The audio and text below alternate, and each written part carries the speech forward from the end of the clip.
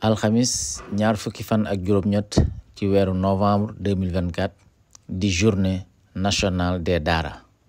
ñu koy amalee fii ci Dakar Arena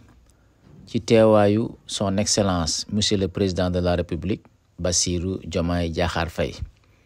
soxna maam Xari Mbàkke bintu Cheikh Mouhamadul Mourtada ibn Khadimu Rasoul di présidente fondation éducation pour tous à Touba ñëwoon teewee ci jotaay boobu waaye nag am fi ndam lu rëy loo xam ne président de la république jox na ko ngir mu doon royukaay ci ñi nga xam ne ay doomi daara lañu waaye nag réussir seen vie professionnelle.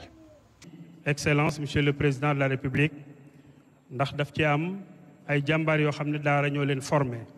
bi ñu jàngee daara ba pare nag dañ faa jógee dugg ci société bi fexe jariñ seen réew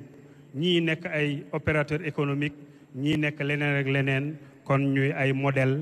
ñooñu nag incha allah président daf leen a war a jox li nga xam ni moom moo di distinction te moo di neexal. bokk na ci ñoom soxna maam Xari Mbàkke bi jiite fondation éducation pour tous bu Touba dafay wax ni prix bii may jot ci son excellence monsieur le président de la république maa ngi koy jagleel Sëriñ Mourtada Mbàkke